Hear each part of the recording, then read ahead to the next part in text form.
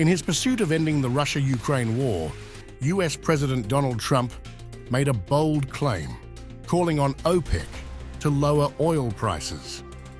Trump asserted that a reduction in oil prices could act as a catalyst to bring the war to an end by putting financial pressure on Russia. While addressing the World Economic Forum in Davos, Trump specifically urged Saudi Arabia and OPEC to reduce oil prices. He argued that lower prices would significantly impact Russia's ability to fund the war in Ukraine, potentially forcing it to cease hostilities. Trump emphasized that a drop in oil prices would cripple Russia's financial resources, making it difficult for Moscow to sustain its war effort. He remains confident that this approach could pressure Russia into halting its aggression and negotiating peace.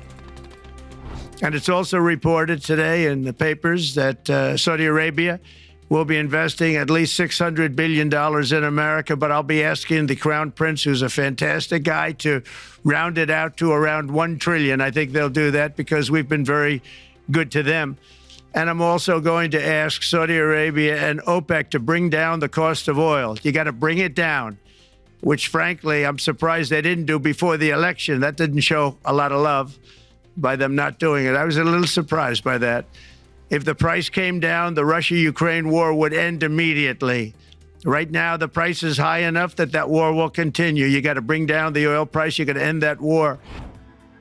In response to President Donald Trump's call for OPEC to lower oil prices, Saudi Economy Minister Faisal bin Fadhil Alibrahim emphasized that OPEC's primary goal is to ensure long-term market stability. Alibrahim clarified that the organization's decisions are based on maintaining a balanced and sustainable oil market, rather than responding to short-term pressures or external demands. The Kingdom's position, OPEC's position, is all about long-term market stability to make sure that there's enough supply for the growing demand, and there is growing demand. Whether it's the growing demand we see in the US alone, whether it's a growing demand that's coming from AI, demand will grow, and we need to make sure we supply energy in the most efficient way without jeopardizing energy supply, without jeopardizing our ability to use technology and collaboration to address climate change, which is serious.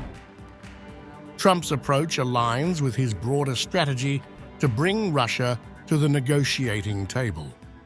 However, his remarks have sparked debate over the feasibility of such a plan, given Russia's historical resilience to economic pressure.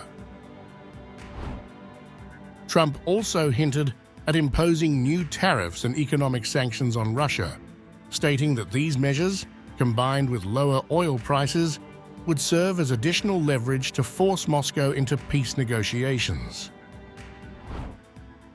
Despite existing US and European sanctions, Moscow has managed to keep its economy afloat, largely through oil and gas exports. These resources have become critical in funding its ongoing war in Ukraine.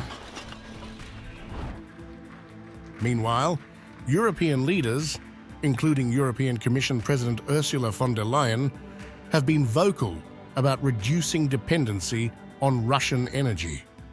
Von der Leyen noted a significant reduction in EU imports of Russian gas and oil. Before the start of Putin's war, Europe got 45% of its gas supplies and 50% of its coal imports from Russia. Russia was also one of our largest oil suppliers. This energy appeared cheap, but it exposed us to blackmail. So when Putin's tanks rolled into Ukraine, Putin cut us off his gas supplies, and in return, we substantially reduced our dependency on Russian fossil fuels in record time. Our gas imports from Russia went down by roughly 75%. In his own address, Ukrainian President Volodymyr Zelensky reiterated the importance of targeting Russia's energy resources to weaken its war capabilities. He called for continued global collaboration to reduce reliance on Russian oil and gas. We are coordinating our international efforts. Today we held relevant meetings, primarily regarding the United States and our European partners. Peace through strength is possible, and we firmly believe in this. The key is not to slow down and to keep the pressure on Russia, the sole actor responsible for this war, the one that wants it and is prolonging the aggression and occupation.